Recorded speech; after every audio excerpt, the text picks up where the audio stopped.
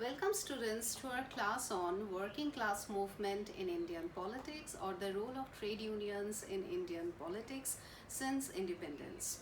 Before I start with the topic, let me tell you that why are we discussing trade unions, peasant organizations and the business groups in Indian politics. Needless to mention that these groups function as pressure groups in Indian politics. What are pressure groups or interest groups? Basically, these groups are not interested in formal politics, not interested in capturing power directly. Rather, these groups are more interested in creating pressure over the government for their interests or for their other things, sponsoring the government in terms of money, votes, lobbying. These are the main techniques through which basically pressure groups function. And we have seen that trade unions, peasant organizations, these are basically wings of the political parties that I have discussed earlier when we discussed CPI, CPM, Congress, that all these parties, they have their wings, women's organization, women's wings, trade unions, peasants organizations or peasants wings, so that these organizations function as these parties' social base. So my point for you here is that we are going to discuss trade unions in Indian politics or the working class movement in Indian politics since independence, to see that how trade unions or how the working class movement has impacted the government, the power politics, the policies of the government. This is number one. Number two, these organizations have functioned as pressure groups. So this is the beginning, this is the introduction. Why are we studying this group suddenly after election commission? So my first answer for this question is, we are studying these groups because these groups are the pressure groups, and the pressure groups play an important role in shaping government policies, and pressure groups do not participate in politics directly. They are not interested in capturing power. Rather, their techniques, their modes, their methods are different in terms of pressurizing the government. So it's business group, it's peasant organizations, it's trade unions. So while discussing trade unions, we are also discussing working class movement in post-independence India. So this is the first part. Second, while discussing, just today I have posted the reference in Google Classroom. So if you go through the material, you will understand that this lecture is going to be divided under two heads. One, the relationship between trade unionism and Indian politics. The way the relationship between government, political parties and trade unionism or working class movement can be understood. And second part, in lecture 2, I will discuss the impact of globalization on trade union movement. Important to mention that impact of globalization on trade union movement or impact of globalization on peasant organizations or the impact of globalization on business groups. These are, the impact of globalization is going to be applicable for these three pressure groups. So that we need to keep in mind. So we are going to have lecture 1 where we are going to understand the relationship between the pressure groups and government policies and politics. And second, we are going to discuss the impact of globalization on these pressure groups, right? So let's start with trade unionism in post-independence India. See, trade unionism, working class movement in post-independence India is not a sudden development. Obviously, it has its colonial history, it has its own freedom struggle movement history. So working class movement, working class organizations, this was very much important part of our freedom struggle. The main difference you need to keep in mind that during our freedom struggle, the rise of leftist politics played an important role in integrating the working class question with the national question. So that is very important. Under the leadership of the Congress, working class question was not politicized separately, but the rise of leftism. When I discuss CPM, CPI, and CPM, I continuously mention that how did it politicize the marginalized, the demands of the working class, the demands of the workers and the peasants. So the rise of leftism actually politicized the working class question, the working class as a political class, the peasants as a political class, and then after politicizing their issues, they integrated this question with nationalist freedom struggle, that the workers question, the peasant question, these questions were not separated from our Indian nationalist movement. But the Congress leadership, they never wanted to make distinction on the ground of working class question or workers question or peasants question or this question, that question. For them, it was the development of national identity. So when I taught you Congress party, if you can again revisit the same thing, the party question, you can understand. So this was the condition before independence. After independence, what happened? So after independence, one difference is there, that after independence, we had our independent government, we had our free, nation state, but the working class question or the question of working class, the demands of working class, these also took a separate path that we need to keep in mind. So after independence, the trade unionism, the trade unions, which are the unions or the groups formed by the working class. So this trade unionism must be seen from three perspectives. One, the way the interaction between trade unions and political parties took place. Second, the concept of inter-party leadership or inter-party connection and leadership. And third is basically policy linkage. So I'm going to discuss three important things.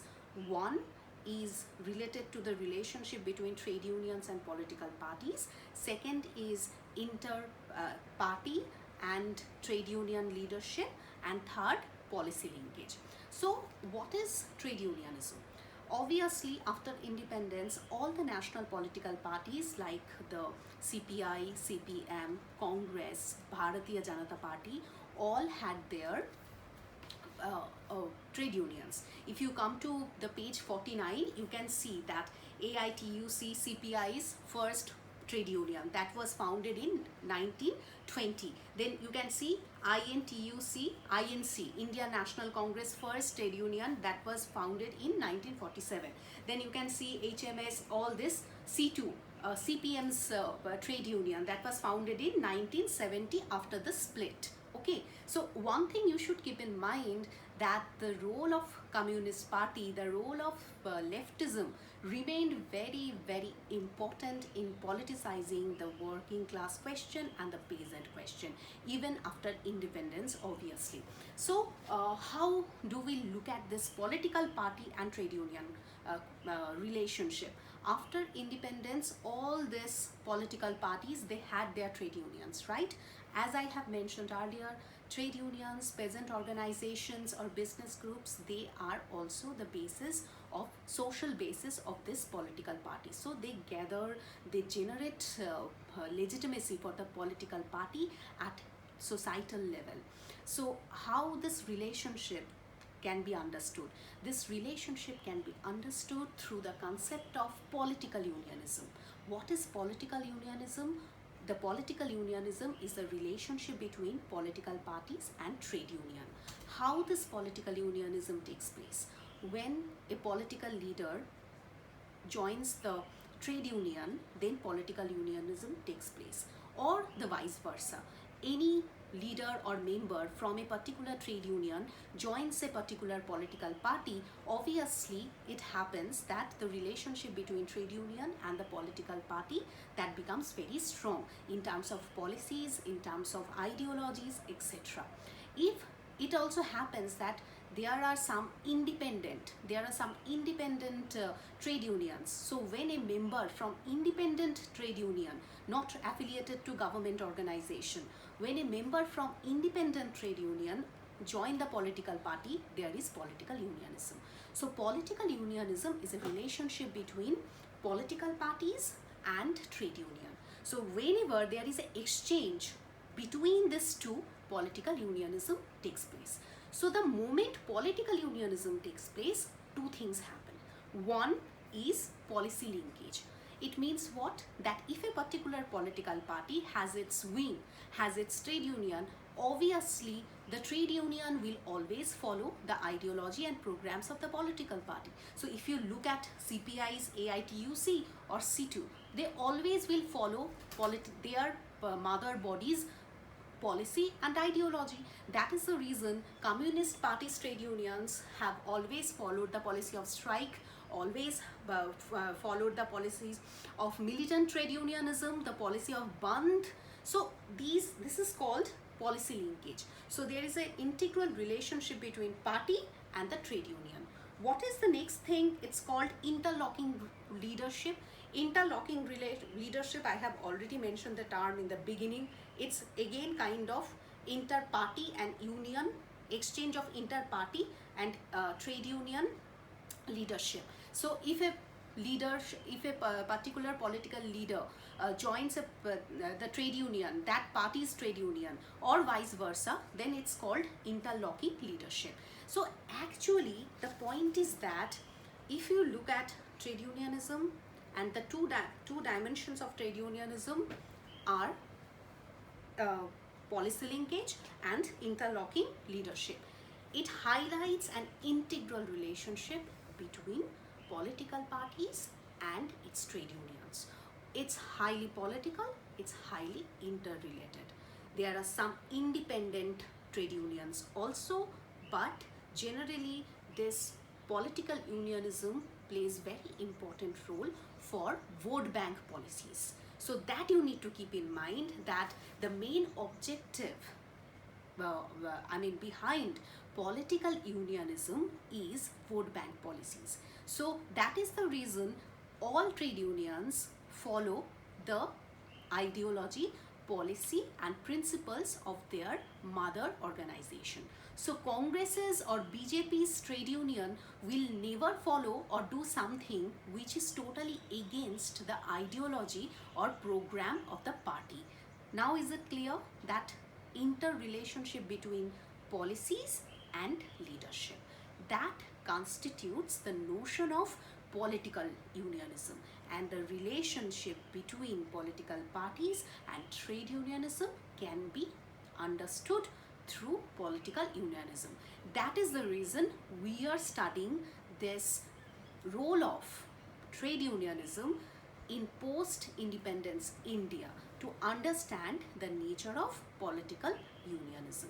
That you should keep in mind. And last point that you need to keep in mind, again and again I'm telling you, that after independence, even in West Bengal, Operation Barga, Naxalbari movement, Telangana movement, Tebhaga movement, all these movements highlight the role of Communist Party in mobilizing workers and peasants. So it is also known as Workers and Peasants Parties, WPPs. So that played very important role in politicizing the question of the peasants and working class. This role of leftist ideology cannot be ignored in politicizing or in understanding the working class as a political class. So that you always need to keep in mind. So the relationship between trade union and political party can be understood through political unionism. In lecture series 2, we will discuss the relationship between government, trade unionism and globalization, how market economy and the rolling back of the state is impacting the trade union movement in current scenario. Thank you, stay safe, keep studying.